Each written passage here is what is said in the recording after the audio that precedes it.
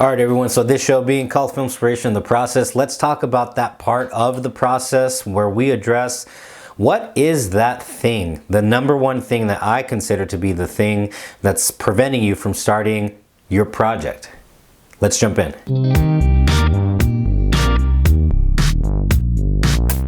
Yeah, what's up, everyone? Welcome to Filmspiration. My name is writer-director Edgar Ibarra. This is The Process. Please hit subscribe if this is your first time here. Thank you so much. So, again, the process is, first off, I hope you guys have a great weekend. I hope you guys had a good weekend.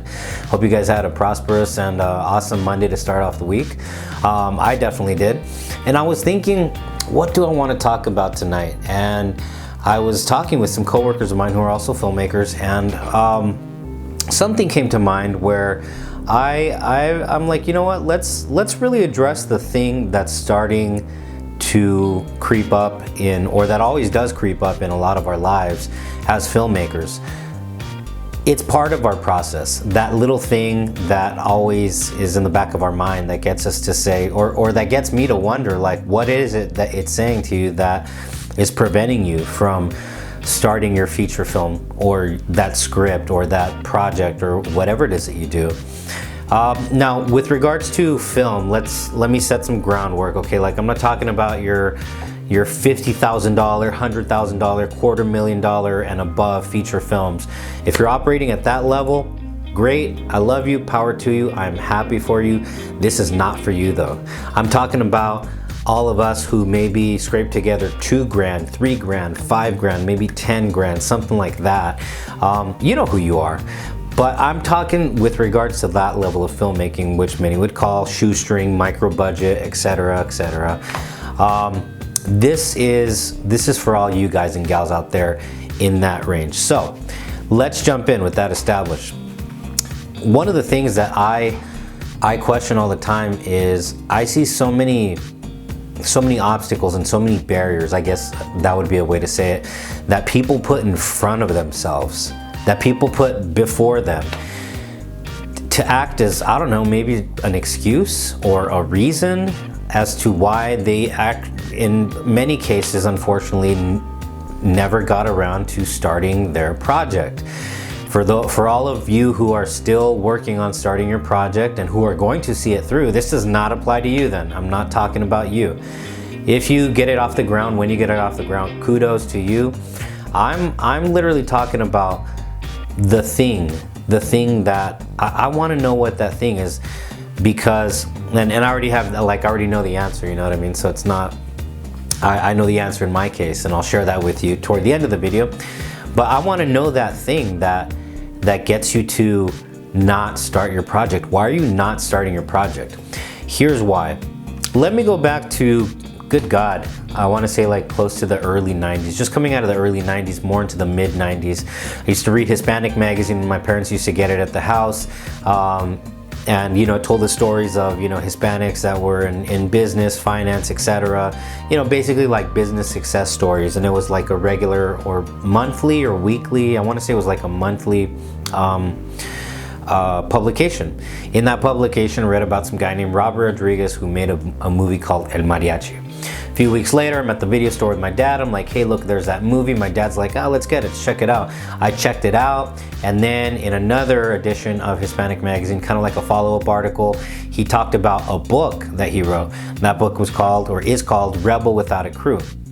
I was at Barnes & Noble's with my dad. I was like 13 or 14 years old when I picked it up. I was a freshman in high school. And here it is. This is my copy. Look how crappy that looks. Maybe it can. All right. So it's not really focusing. The camera's still focusing on my face.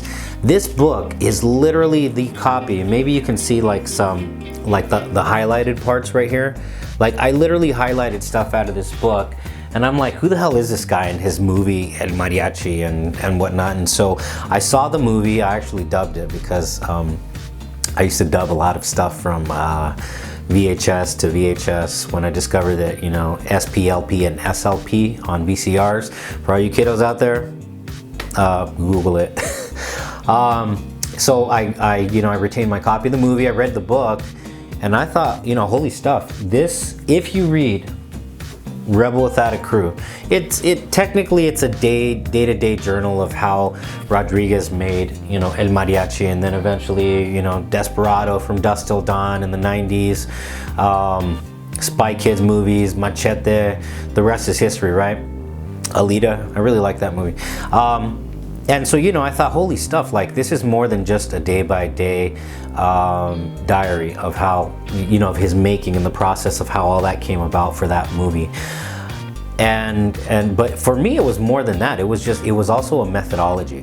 It was also a methodology of, okay, how can you make a movie, especially if you have nothing, no money or resources, excuse me.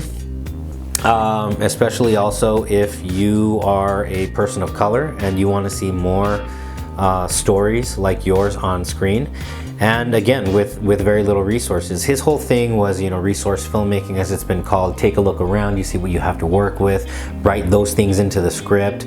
As he writes in the book, he had a turtle, a guitar case, and, you know, a small border town in Mexico, in Chihuahua, I believe it was Chihuahua. And so he made his movie around those things. And so I thought, okay, these are guidelines as to like how to think about going about making a movie when you have literally like maybe just a camera, in his case some guns, a bunch of people running around in a town, like you made an action film, right? Then the counter to that I encountered throughout the years was, well, he didn't really make that movie for $7,000, so like, you know, that's baloney, and I don't believe that he made that movie. And he even says it in the book, like Columbia Pictures came in afterwards and dumped I don't know how many hundreds of thousands of dollars into, like, you know, doing things like remastering. He says there were no reshoots. You know, like obviously money came, according to Rodriguez, money came afterwards from Columbia Pictures, and, you know, to get prints out, things like that. And then it went on to be a success. So yeah, like, did the money come in afterwards? I believe it did, but after the initial $7,000. The counter to that, here's where I was going with this, is, well, he didn't really make that movie for $7,000. So like, I really don't believe that it can be done for $7,000. I'm thinking, okay, like that's your belief system and what you would like to believe with regards to the $7,000 figure versus what he says in the book. And so, you know, don't get me in the middle of that. I'll let you two, you know, comment if you want on the video. But it became a methodology of, you know, of going for it, you know, when you have nothing but resources around you, and maybe you had a video camera and some friends and an open space, and you created a story. And that's what I took away from the book in large part. I mean, it's so much deeper than that, but if, you know, for the most part, when I was a teenager, that's what I took away. And so fast forward into the late 90s, when all of a sudden editing came into play, non-linear, ooh, and you know, these things called computers, we're gonna let you edit video. And I thought, a friend of mine told me this, and I'm like, no way, like how are you gonna edit, like, you know, I was thinking like the VHS brick tapes. I'm like, how's that gonna be in a computer? And so, you know, we saw that, you know, then there was mini DV, and from then on, so on and so forth. And so, you know, basically non-linear editing came aboard, and you know, the big names, Adobe, Final Cut, Avid, Edius also is out there. There's even Movavi. I've got a crappy version of an editing system. It's not crappy, but like it's one of the more cheaper ones out there. It runs you about 40 bucks. It's a $40 one-time purchase, and not monthly, like, you know, like the 22 and change that I pay monthly for Adobe, which, you know, is worth it in my opinion. But that's all I pay for, not like the whole suite package. So there you go, you had editing, you know, and so you want scripts. Well, you know, you used to have to do Final Draft, but then everything became available online and in the cloud, so to speak. And so now you can hit up rawscripts.com. I've used that website. You basically, it's like an email account. You open up an account, you have your account, and then you write your scripts, and then you can save them, and you can save different projects. Great screenwriting tool. I mean, Ridiculously basic, but so effective, so neat to use. You know, like, I guess what I'm getting at is that the tools have been there, especially cameras. Cameras are a big one, cameras and lenses. Let's talk about that for a moment as I get an eyelash out of my eye. I'm filming this on my old Canon Rebel T6i that my wife bought me for my 36th or 35th birthday. I cherish this camera, and the camera still kicks ass. Like, it still is doing its thing, and it's still, you know, one of the basic cameras from the Rebel series. But it still does so many amazing things, and it's also the camera that I use to film my second feature film, All We Have, currently in post-production. And you know, I'm currently chopping it on this tower back here, and then, you know, this other computer to my right or left, whatever, you know, per the screen. You know, that one I use for the internet. But the thing is that, like, this tower, a neighbor of mine put it together, and then I ripped the guts out a few years later, and then I put in some new guts and have been working on that. I'm gonna need to redo it. But the thing is that, like, you know, I got the basic resources. I'm making stuff happen with the tools at hand. What about distribution? What about exhibiting your film and showing your film, and or maybe you want to do film festivals? Well, we have this thing called the internet. You're probably watching it. You're probably watching me on it right now through the YouTubes for uploading and distribution. If you want to share your video, if maybe film festivals don't matter to you, that's perfectly fine. Oh, I'm sorry, back to cameras. What I'm saying is that, you know, I know some people, I know this is a very contentious topic, but I'm gonna boil it down to this. If you can get your hands on a big fancy camera and you got the tower with all the RAM and all the hardware to be able to process that video, power to you. And, you know, I'm nothing but happy for you. Ultimately, what matters more than the camera that you have, even if it's a high-end one, or even if you're shooting on your freaking cell phone, which of course I'm looking for my, oh, here it is. Bam! Even if you're looking for your, even if you're shooting on your cell phone, I mean, look at Tangerine from, like, I think it was 2015. You know, they had a lot of other gizmos and posts, and, you know, the anamorphic lens that was attached, but for the most part, you get the point. It was Tangerine was shot on an iPhone 7, I believe it was, or a 6. I think it was a 6. And so, you know, you get the point that I'm going after. It can be a freaking phone, or it can be a high-end camera, or a mid-level camera. Pick your poison, Canon, Sony, you know, whatever you want. Ultimately, here's why, you know, it does matter. And let me be very clear about this. It does matter to have a good working camera, if at the very least, full HD, 1920 by 1080. But what matters more is what you do with it. Do you know how to tell a story with it? Do you know how to employ certain, you know, cinematography techniques in your storytelling where the cinematography will enhance the story? Do you know how to tell a good story? Do you know how to pull the best out of your actors and actresses? Like, that's the shit that really, really counts. And so, again, cameras, I'm not downplaying it. Don't get me wrong. Don't try to take a dump on me because, you know, oh, Edgar doesn't care about cameras, or, you know, he's probably just too he's too broke to get an Alexa or a Red. You know, it's just like, I've heard it all. Like, you know, try me, I've heard it all. Don't start with that shit, because it's true. When it comes down to it, do you know how to tell a story? Are you telling a story that I want to see?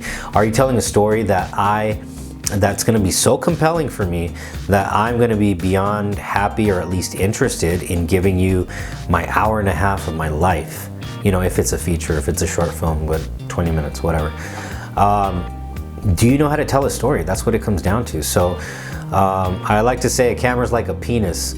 You got a nice fancy one? Awesome. Do you know what to do with it though? Let's move on. Distribution, back to the internet. We have this thing called the internet. You want to upload your movie, you want to share it. Uploading, well, there you go, YouTube. Sharing, you can also upload to Facebook. I don't know what their long form, you know, limitations are, but I know you can do full HD, maybe 4K, I don't know. You can upload to these platforms, people. And then on top of that, you know, if you're on the Facebooks, if you're on any social media network, there's your distribution, okay? So making the thing, the cameras to make the thing, organizing your friends to make the movie, to tell a good story, and then to edit, and to have the discipline every morning. I'm so sick and tired of getting up at 4 a.m., but I'll never stop saying it. I get up at 4 a.m., sometimes 5, sometimes 6 if it's really bad. And I edit. I force myself to edit scene after scene because I'm not gonna come home dead tired, depleted of energy, no physical energy, no brain energy, and I'm not gonna, I can't do what I used to do, where I used to stay up till like 4, 5, 6 a.m. and then maybe get 1-2 hours of rest and then race off to work. I can't do that anymore. So I get up at the butt crack of dawn and I edit right there on this tower, in this room, in this like little editing man cave space. Let's talk about film festivals. Maybe you're like, well, I don't want to show my movie to the world. You know, I want to go the film festival route. And okay, cool. Best resource I ever used was Film Freeway. The reason why that resource is awesome is because there is, first off, and I hope this is still the case, there's no fees to join. There's no fees for like a monthly or annual membership. I believe that was the problem, and that was how Film Freeway definitely beat Without a Box.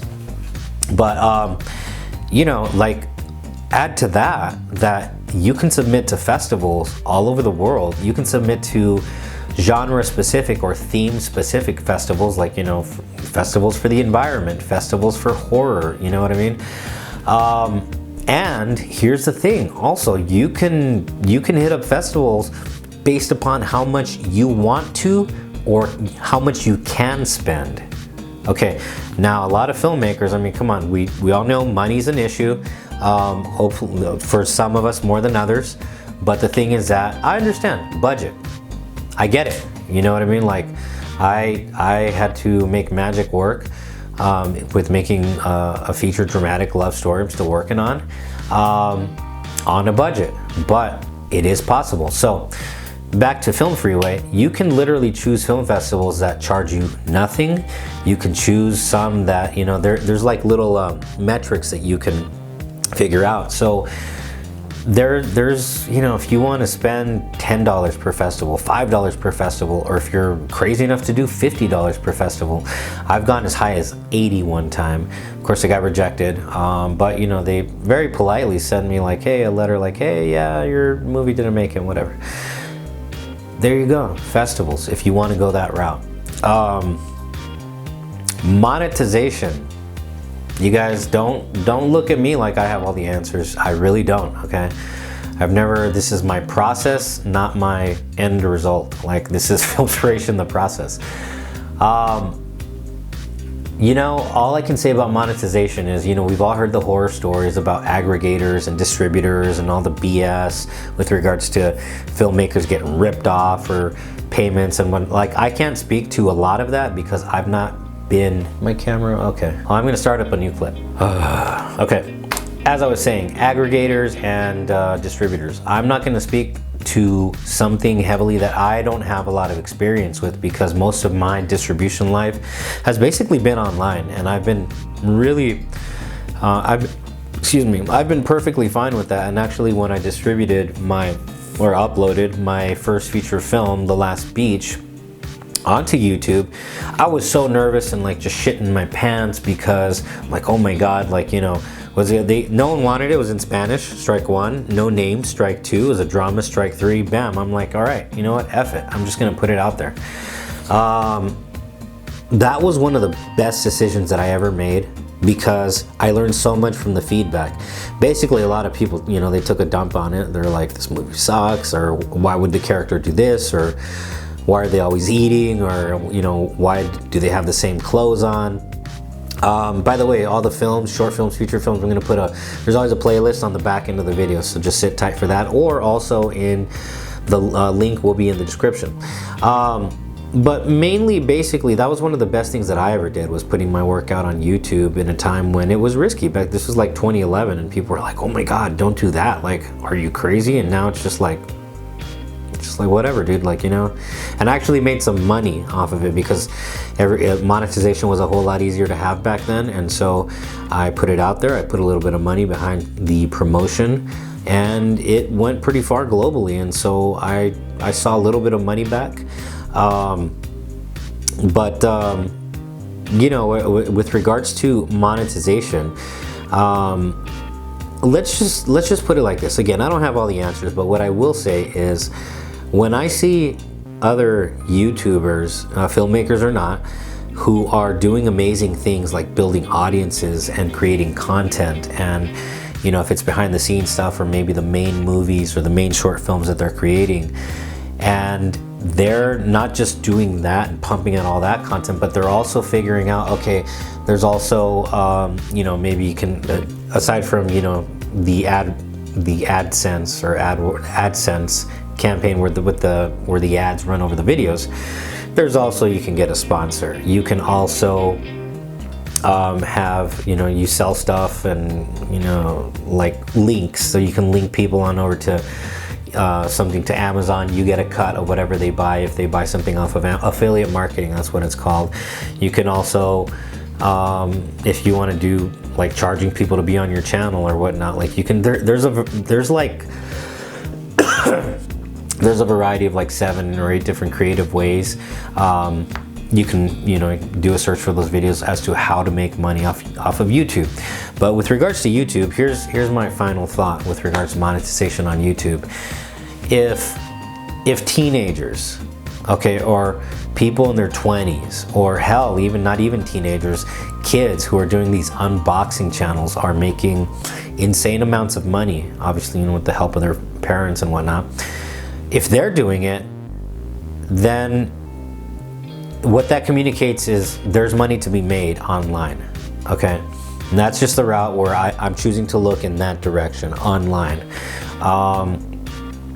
Here's why, because like, you know, my movie on YouTube, guess what, can be pulled up on your same exact phone as you would pull up Netflix. I understand Netflix is like, you know, the crowning gem that the crowning jewel that everyone goes for, and if you can get your movie on there, great, and I'm happy for you.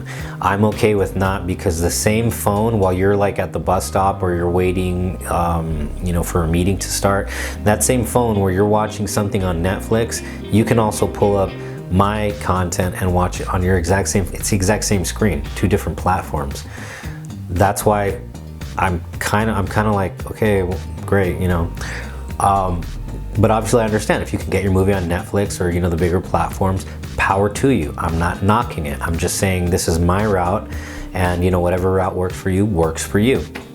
But what I'm getting at is all of these things that I mentioned, you know, Robert Rodriguez's methodology, or screenwriting, or organizing your friends, or getting a camera, any camera, even if it's a used camera, if it's somebody else's camera, a borrowed camera, editing systems, even from a lower end editing system like this one Movavi to, like, you know, Adobe, a computer tower, like,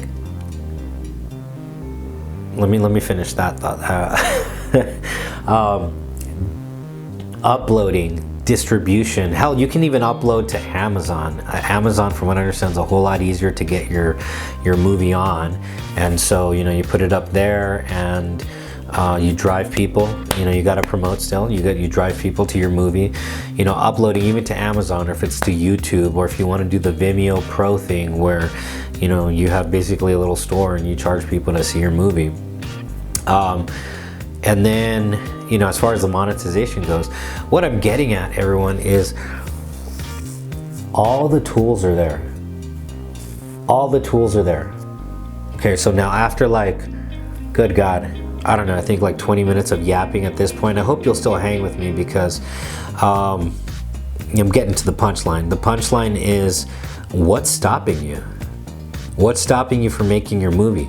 Is it an image of, oh, okay, well, this is everything Edgar just mentioned is like, it's amateur stuff, or it's amateur filmmaking? You know, if it's grassroots filmmaking, or shoestring filmmaking, or low budget filmmaking, you know, like, oh, and is it a thing of like, okay, that's what that type of filmmaking Edgar's talking about, but I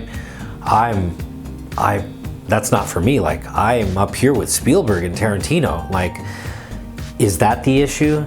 You know, because I have encountered, the reason why I ask is because I have encountered that issue before, where people have one concept of what type of filmmaking they are stepping into, you know, at local levels, and there's a clash of visions and a clash of realities of what people, the kind of production and scale of production people thought they were going to be participating in versus what it actually was. And then so that's where you have a clash of visions. Like, you know, one person thought it was going to be, you know, Universal and Spielberg and Lightsaber, and another person's like, no, it's just, you know, my mom made sandwiches and I got the camera, and, you know, my cousins are running around and we're playing G.I. Joe and I'm filming it, you know what I mean? Like, what? And there's nothing wrong with that filmmaking, by the way, if you can produce good results. Is it that? What is it? Is it, I know a lot of times it can be maybe a lack of motivation and self-esteem. Let me quash that right now. You can do it. You can do it because basically all of the things that I just mentioned up until this point, the gear, the everything. I mean, you know, and if there's something I haven't mentioned, if there's something that you want to say, well, Edgar doesn't know about this and that and blah, blah, blah. Well, no shit, I don't have all the answers. You know who does? Google. You know who does? YouTube. And I'll never profess to knowing all the answers, but I can guide you to some pretty damn good other channels where you can learn. Like, what do you want to learn? You want to learn cinematography, you want to learn acting, you want to learn lighting, you want to learn how to direct people. Like, whatever you want to learn, it's out there. Is that it also? That you don't have access to knowledge and information? If you can do film school, great, and power to you. But honestly, if you're like, yeah, it's not in my budget, that's perfectly fine too. You go to the University of YouTube. You can still get a great education as long as you take what you learn and execute with it, and execute on it. Said that wrong. You know what I mean? But is that it? Is it the lack of knowledge? Like, what is it? What is the reason why you are not starting that project? I know it's a very deep question. I know motivation, or maybe fear, or the whole thing of, like, you know, are you scared to succeed? You know, that whole thing. Like, there's a lot of psychology at play here. And it's, again, I don't have all the answers and it's different for everyone, but I understand, and will say this. It's a very deep, very personal question as to what exactly it is that's stopping you from starting that project that you've had in the back of your mind, but you haven't done so. And I respect that it's a very deep, very personal question for every single one of you, ladies and gentlemen out there. I get that, but here's what I'm challenging you to do. Whatever the answer may be, here's where I'm gonna place a little bit of responsibility on you, okay? And, you know, shit on me in the comments if you want, I don't care. The reason I'm doing this from a place of tough love, as they say, tough love. Whatever the reason is that you're not starting, it's not because of a lack of cameras, editing systems, internet, uploading, distribution, monetization, when you can figure that out. Again, I'm inspired by, like, all the YouTubers who are doing amazing things with regards to the monetization of their content. But if it's not any of these things, or if it is any of these things, or maybe even a combination of them, it comes down to you. It comes down to you. Here's why. Everything I just named is available to you. Same goes for me. Everything I named is available to you. Why do you guys think that I'm putting my fat mug out here, you know, what is it, like 2-3 nights a week? You know, I'm not saying I'm the best filmmaker. I'm not saying I make the best films. I don't. But I'm getting them made, and I'm getting results. But why do you guys think that I put myself in a place of vulnerability to where I have to live up to it? Not for you guys though. Not for you guys, for myself. I have to first live up to it for myself. But why though? Because I have no excuses. Neither do you. With all of the tools, with all of the resources that I just mentioned, shit, going back to the mid 1990s, if at the very least starting with, like, you know, my freaking little book, you know, full of information, the methodology, basically the mindset that I picked up out of the book. I mean, the resources have been around. The resources have been developing. They get better and better, and they get cheaper and cheaper too. If you got a day job, please have a day job. If you have a day job, scrape some money together, sacrifice, pull some money together, buy some basic gear. You can do it. That's why I put my mug out here. That's why I put myself in a place of vulnerability, and frankly, I don't give a shit. I'm not scared to. I'm about to hit 40 years old, and I'm too old to give a fuck about what anybody thinks, what most people think. And I don't mean that in a nasty way, I mean that in a good way, to where I can let go of fear and just put myself out there, my vulnerabilities and whatnot, because I have no excuses, neither do you. Let me say that again. I have no excuses, neither do you. I'm gonna say that one more time. I have no excuses, neither do you.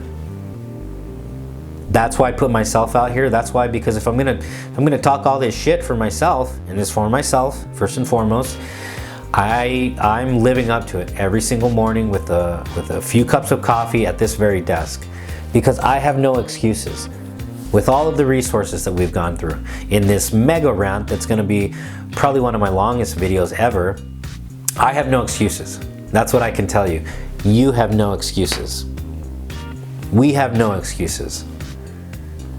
So I'm putting a little friendly pressure on you, because I want to see you get past the point of being sick and tired that you haven't sat down to write that script or organize that meeting to get people together to talk about that script, and to just say, you know what do we have to work with? We've got your house, we've got my car, we've got that, you know, that one back road, we've got an empty barn. You know, I want you to get to the point of being sick and tired of not doing it, to where you just do it. You say, fuck it, I'm gonna do it, and I'm gonna let go, because you know what? If you don't do it, time's just gonna slip by. And again, friendly pressure, because I love you, not because I think I'm the greatest filmmaker ever, or what, you know, but like, I'm not on a high horse. Like, nothing would honor me more than like if somebody was like, hey Edgar, I made this movie, and or even more so, like, I made this movie because, like, you know, because of that one crazy video where you just went psycho for like a really long ass time. And then you post a link in the comments, or maybe you DM it to me. Like, that would be nothing but an honor, a privilege, and a pleasure to just know that I had some part, just a little part in that, because I want to pose the question, because I know that you all can do it, and I hope you don't think that you can't, because I know that you can, because I had to pull that, I had to see that in me. Make sense? I had to see that in me, because ultimately I had no excuses. I kind of never have, or I did have excuses from like the age of like 0 to 14, or actually 10, because my dad bought the video camera when I was 10 years old, and I started goofing around with his video camera at the age of 14. So I've kind of never, because of technology, I've kind of never had an excuse. You don't have an excuse either. You are the thing that's stopping you. You are the thing that can get out of your own way. You are the thing, you are the person, I'm sorry, I should have been saying person. You are the person who can really put an end to that, turn it all around. You are the person that can launch yourself into action. I don't care if it's a $200 production or a $20,000 production. You are the person that can do it. You are the person that can take all of these resources and say, okay, well, you know, I don't have any roadmap, but screw it. Gonna figure it out. Let's figure it out. You are the person. You're the person that can do that. You are what's stopping you if, you know, you are standing in your own way, and you are who and what will break you out of that, because I know you can do it. Because I'm having to do it every single day, day by day, day in and day out. When no one makes me get in, excuse me, gassy. When no one makes me get up at 4 a.m. or 5 a.m. or 6 a.m. and still I do it, it's because I got to get shit done.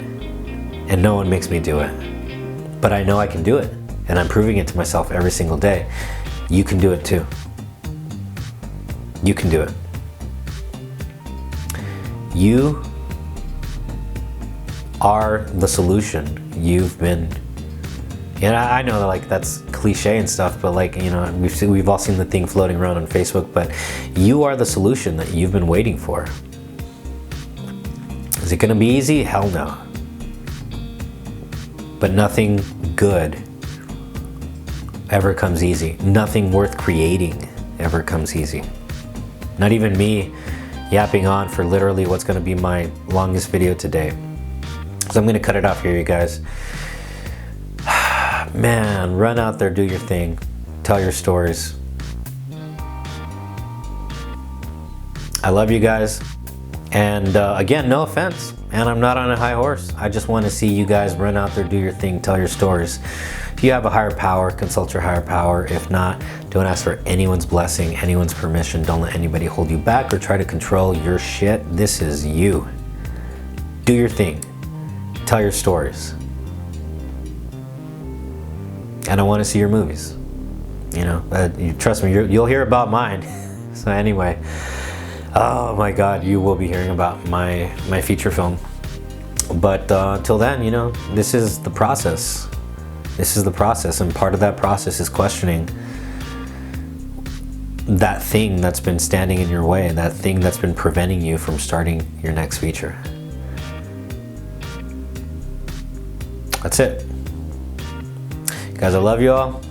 I will talk to you guys later. Oh, and by the way, all the links, the Facebooks, Twitters, Instagrams, etc., bam, right below. And just run out there, do your thing, tell your stories. I'll talk to you guys later. I went blank for a moment. All right, that's how I know I have to stop this video. All right, I love you. My name is writer director Edgar Ibarra. Adios.